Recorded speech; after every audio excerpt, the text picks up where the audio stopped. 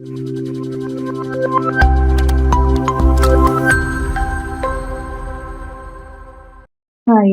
അപ്പൊ നമ്മൾ ഇന്ന് നോക്കാനായിട്ട് പോകുന്നത് BCS 051ന്റെ ഇൻട്രൊഡക്ഷൻ ടു സോഫ്റ്റ്വെയർ എഞ്ചിനീയറിംഗിലെ പോർഷൻ ആണ്. ഓക്കെ. അപ്പൊ ഈ ഒരു പേപ്പറിൽ മെയിൻ ആയിട്ട് സോഫ്റ്റ്വെയർ എഞ്ചിനീയറിംഗ് എന്താണെന്നാണ് നമ്മൾ പഠിക്കാനായിട്ട് പോകുന്നത്. ഓക്കെ.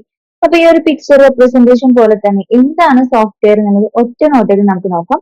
മെയിൻ ആയിട്ട് സോഫ്റ്റ്വെയർ എഞ്ചിനീയറിംഗ് എന്ന് പറഞ്ഞാൽ it's A systematic process of developing A software. Okay. അതിനകത്ത് നമുക്ക് ഡിസൈനിങ് വരാം, പ്ലാനിങ് വരാം, എങ്ങനെയാണ് അതിനെ എക്സിക്യൂട്ട് ചെയ്യുക, ഡെവലപ്പ് ചെയ്യുക തുടങ്ങിയിട്ട് ലാസ്റ്റ് ഒരു ക്ലയന്റിന്റെ നീഡ് അനുസരിച്ച് ക്ലയന്റിനെ ഹാൻഡ് ഓവർ ചെയ്യുന്ന പോലെ തന്നെയാണ് ഇതിന്റെ ഒരു സോഫ്റ്റ്വെയർ ഡെവലപ്മെന്റ് പ്രോസസ്സ് മെയിൻ ആയിട്ട് നടക്കുന്നത്. ഓക്കെ.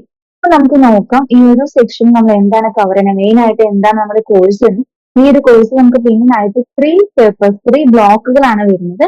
ഓരോ ബ്ലോക്കും നമ്മൾ മൊത്തത്തിൽ ടോട്ടൽ ആയിട്ട് 10 യൂണിറ്റ്സ് ആണ് നമുക്ക് വരുന്നത്. ഓക്കെ. അപ്പൊ ഓരോ യൂണിറ്റും എങ്ങനെയാണ്, ഓരോ ബ്ലോക്കിൽ എന്തൊക്കെയാണ് പറയണതെന്ന്.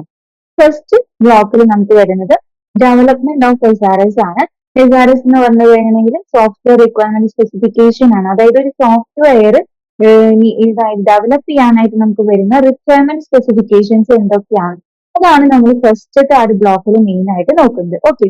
ദെൻ സെക്കൻഡ് ബ്ലോക്കിലേക്ക് വരുമ്പോൾ അതിന്റെ ഡിസൈനിങ്ങും ടെസ്റ്റിംഗ് മെത്തേഡും വരും. ഓക്കെ.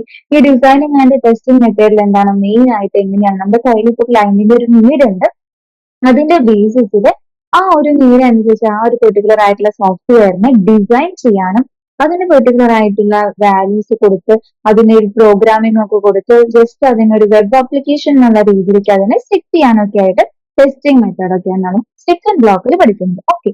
തേർഡ് ബ്ലോക്കിലേക്ക് വരുമ്പോൾ നമ്മൾ കൂടുതലും എൻസിനെ കുറിച്ച്, അതായത് സോഫ്റ്റ്വെയർ എഞ്ചിനീയറെ കുറിച്ചിട്ട് കുറച്ച് അധികം കൺസെപ്റ്റുകളും കാര്യങ്ങളാണ് നോക്കാനായിട്ട് പോകുന്നത്. ഓക്കെ. അപ്പൊ നമുക്ക് നോക്കാം എങ്ങനെയാണെന്നുള്ളത്. ഫസ്റ്റ് നമ്മൾ നോക്കുന്നത് ബ്ലോക്ക് 1 ആണ്. ഓക്കെ. ഇപ്പൊ ഈ ഒരു യൂണിറ്റിൽ ഫസ്റ്റ് ബ്ലോക്ക് വരുന്നത് ഡെവലപ്മെന്റ് ഓഫ് എസ്ആർഎസ് ആണ്. ആ ഒരു ബ്ലോക്കിനകത്ത് നമ്മൾ നോക്കുമ്പോൾ എന്താണ് എസ്ആർഎസ് എന്നുള്ളത് ആദ്യമേ തന്നെ നമുക്ക് നോക്കാം. അതായത് എസ്ആർഎസ് എന്ന് പറഞ്ഞാൽ സോഫ്റ്റ്വെയർ റിക്വയർമെന്റ് സ്പെസിഫിക്കേഷൻ ആണ്. അതായത് ഒരു സോഫ്റ്റ്വെയർ നമ്മളിപ്പോ ഒരു ക്ലയന്റിന്റെ നീഡ് അനുസരിച്ച് ഡെവലപ്പ് ചെയ്ത് ഹാൻഡ് ഓവർ ചെയ്യുമ്പോൾ അതിനകത്ത് എന്താണ് അതിന്റെ ഫങ്ഷൻസ് കറക്റ്റ് ആയിട്ട് നടക്കുന്നുണ്ടോ, അതിന്റെ പെർഫോമൻസ് കറക്റ്റ് ആണോ, അതിന്റെ ക്വാളിറ്റി ആ ഒരു യൂസർ പറഞ്ഞതിനനുസരിച്ചുള്ള ക്വാളിറ്റി ഉണ്ടോ, അത് സേഫ്റ്റി ആണ്. ഇപ്പൊ നമുക്ക് പേയ്മെന്റ് മെത്തേഡ് ഓൺലൈൻ ഷോപ്പിംഗ് തുടങ്ങിയിട്ടുള്ളതിനാണ് നമ്മൾ സോഫ്റ്റ്വെയർ ഡെവലപ്പ് ചെയ്യുന്നെങ്കിൽ എന്താണ് അതിനകത്ത് ഒരു പേയ്മെന്റ് മെത്തേഡ് ഒക്കെ വരുന്നുണ്ട് അല്ലെ. അപ്പൊ നമ്മളത് സേഫ്റ്റി ആണോ, അത് റിലയബിൾ ആണോ എന്ന് തുടങ്ങി ഉള്ള കാര്യങ്ങളാണ് ഈ ഒരു സ്പെസിഫിക്കേഷന്റെ ഭാഗമായിട്ട് നമുക്ക് വരുന്നത്. ഓക്കെ. അപ്പൊ നമ്മൾ ഈ ഒരു യൂണിറ്റിൽ ഈ ഒരു ബ്ലോക്കിൽ നമുക്ക് മെയിൻ ആയിട്ട് 3 യൂണിറ്റ്സ് ആണ് വരുന്നത്. ഒന്ന് characteristics of SRS, function oriented modelling and object oriented modelling. Okay. ഇപ്പൊ 2 തരത്തിലുള്ള മോഡലിംഗ് ആണ് നമുക്ക് നോക്കാനായിട്ടുള്ളത്. ഫസ്റ്റ് നമ്മൾ നോക്കുന്നത് ക്യാരക്ടറിസ്റ്റിക്സ് ഓഫ് എസ്ആർഎസ് ആണ്. അതിൽ ഫസ്റ്റ് ഈ ഒരു യൂണിറ്റ് എടുത്ത് കഴിഞ്ഞാൽ നമുക്ക് എന്താണ് എസ്ആർഎസ് എന്ന് ആദ്യം നോക്കും. അതിന്റെ കീ കൺസേൺസും ക്യാരക്ടറിസ്റ്റിക്സും കാര്യങ്ങളൊക്കെയാണ് നമ്മൾ മെയിൻ ആയിട്ട് ഈ ഒരു യൂണിറ്റിൽ ഡിസ്കസ് ചെയ്യുന്നത്. ഒരു ചെറിയൊരു നമുക്കൊരു കേസ് സ്റ്റഡി വരുന്നുണ്ട്. ആ കേസ് സ്റ്റഡിയിൽ അതിന്റെ നമ്മൾ IEEE ബേസിസിലാണ് ഇപ്പോഴും ഒരു സോഫ്റ്റ്വെയറിന്റെ ബേസിക് ആയിട്ടുള്ള സ്റ്റാൻഡേർഡ് എന്ന് പറയുന്നത്. അപ്പൊ ഈ IEEE സ്റ്റാൻഡേർഡ് ആയിട്ടുള്ള 830 ഓഫ് എസ്ആർഎസിന്റെ ഒരു എക്സാമ്പിൾ ആയിട്ട് ഡിഫൻസിന്റെ, നമ്മളിപ്പോ നോർമലി ഡിഫൻസിനൊക്കെയാണ് ഹൈലി സെക്യൂർ ആയിട്ടുള്ള സോഫ്റ്റ്വെയർസ് ഒക്കെ നമ്മൾ പ്രൊവൈഡ് ചെയ്യുന്നത് അല്ലെ. അപ്പൊ ആ ഒരു എക്സാമ്പിൾ ഒക്കെയാണ് നമ്മൾ ഇവിടെ ആദ്യത്തെ കേസ് സ്റ്റഡി ആയിട്ട് നോക്കുന്നത്.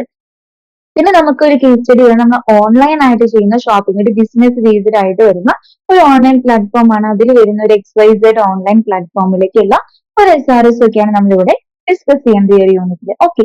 സെക്കൻഡ് യൂണിറ്റിലേക്ക് വരുമ്പോൾ നമ്മൾ ഫംഗ്ഷൻ ഓറിയന്റഡ് മോഡലിനെ കുറിച്ചിട്ടാണ് മെയിൻ ആയിട്ട് നോക്കുന്നത്. ഓക്കെ. അപ്പൊ ഇതിനകത്ത് നമുക്ക് കുറച്ച് ഡയഗ്രമാറ്റിക് റെപ്രസെന്റേഷൻ ആണ് മെയിൻ ആയിട്ട് DFD കുറിച്ചിട്ട്, അതായത് ഡാറ്റ ഫ്ലോ ഡയഗ്രാം ആണ് ഫസ്റ്റ് വരുന്നത്.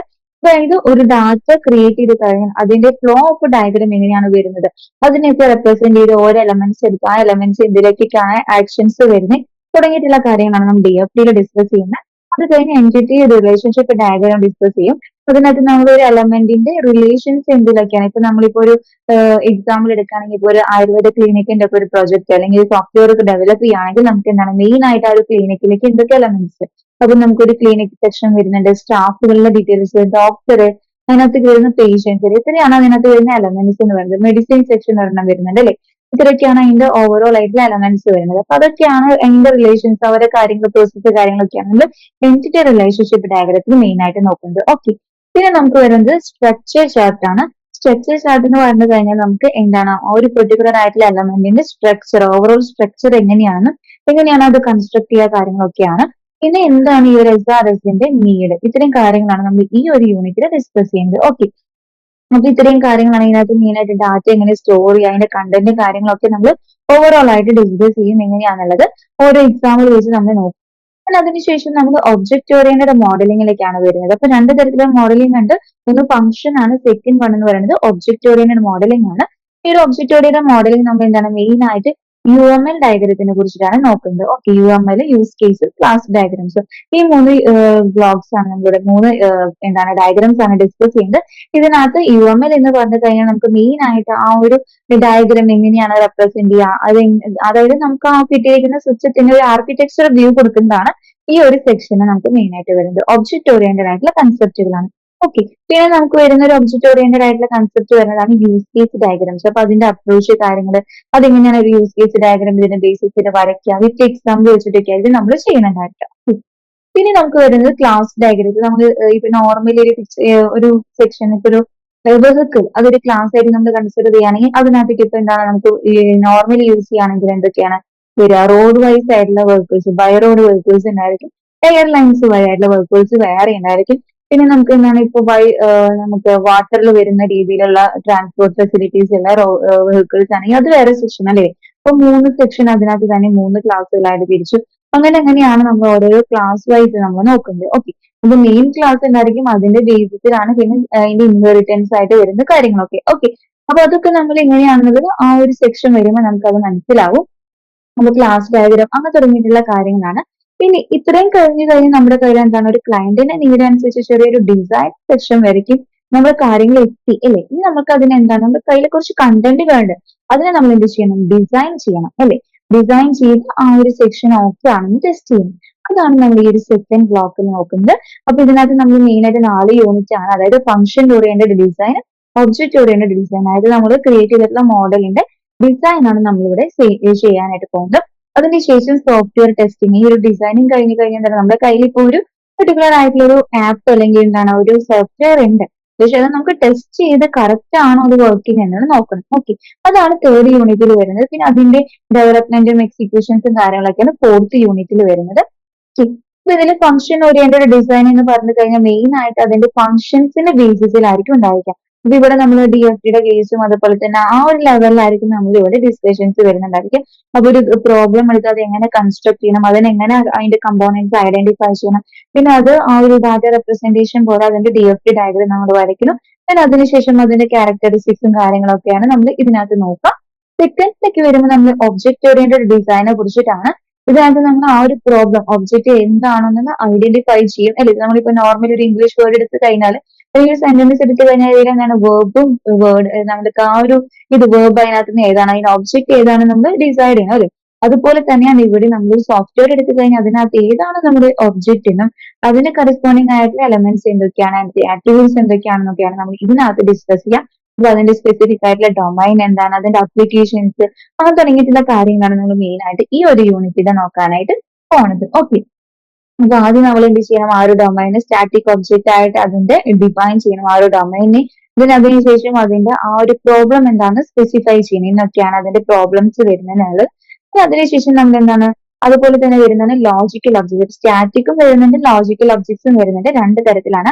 അപ്പൊ ഈ ഒരു ലോജിക്കൽ ഒബ്ജക്റ്റിന്റെ അപ്ലിക്കേഷൻസും കാര്യങ്ങളും, പിന്നെ അതിന് നെസസറി എന്തിനാണ് നമ്മുടെ ഈ ഒരു സോഫ്റ്റ്വെയറിലേക്ക് അതിന്റെ ഒക്കെ നീഡ് എന്താണ്, ഇതൊക്കെയാണ് നമ്മൾ മെയിൻ ആയിട്ട് വിത്ത് എക്സാമ്പിൾ വെച്ചിട്ട് നമ്മൾ നോക്കാനായിട്ട് പോണത്. ഓക്കെ, പിന്നെ നമുക്ക് വരുന്നത് ഇത്രയും കഴിഞ്ഞ് നമ്മൾ ഡിസൈനിങ് പാർട്ട് കഴിഞ്ഞില്ലേ. നമ്മളിപ്പോ ഒബ്ജക്റ്റ് ഓറിയന്റഡ് മോഡലിംഗ് ചെയ്തു, ദെൻ അതിന്റെ ഡിസൈൻ ചെയ്തു, ദെൻ അതുപോലെ തന്നെ നമുക്ക് ഫംഗ്ഷനിങ് മോഡലിംഗ് ചെയ്തു, അതിന്റെ ഡിസൈനിങ് ചെയ്തു. ഡിസൈനിങ് സെക്ഷൻ കഴിഞ്ഞ് കഴിഞ്ഞാൽ നമുക്ക് എന്താണ് അതിന്റെ ടെസ്റ്റിംഗ് മെത്തേഡ് ആണ്, അതായത് സോഫ്റ്റ്വെയർ ഡിസൈൻ ചെയ്ത പോലെ തന്നെ ടെസ്റ്റിംഗ് ആവണമെന്നുള്ളത്. അപ്പൊ നമ്മൾ അതിനൊക്കെ വേണ്ടിയിട്ട് നമ്മൾ എന്താണ് മെയിൻ ആയിട്ട് സോഫ്റ്റ്വെയർ ടെസ്റ്റിംഗ് എന്താണെന്നും അതിന്റെ നീഡ് എന്താണ്, അത് എന്തിനൊക്കെയാണ് യൂസ് ചെയ്യാൻ തുടങ്ങിയിട്ടുള്ള എല്ലാ കാര്യങ്ങളും, അതായത് alpha beta testing, different types of testing, നമുക്ക് വൈറ്റ് ടെസ്റ്റിംഗും ബ്ലഡ് ടെസ്റ്റിംഗും ഒക്കെ വരുന്നുണ്ട്. അതൊക്കെ നമ്മൾ ഈ ഒരു യൂണിറ്റിൽ മെയിൻ ആയിട്ട് ഡിസ്കസ് ചെയ്യാനായിട്ട് പോകുന്നത്. ഓക്കെ, വൈറ്റും ബ്ലാക്ക് ടെസ്റ്റ്, വൈറ്റ് ബോക്സ് തന്നെ ബ്ലാക്ക് ബോക്സ് ടെസ്റ്റിംഗ് ആണ് ഡിഫറെന്റ് ടൈപ്സ് വരുന്നത്.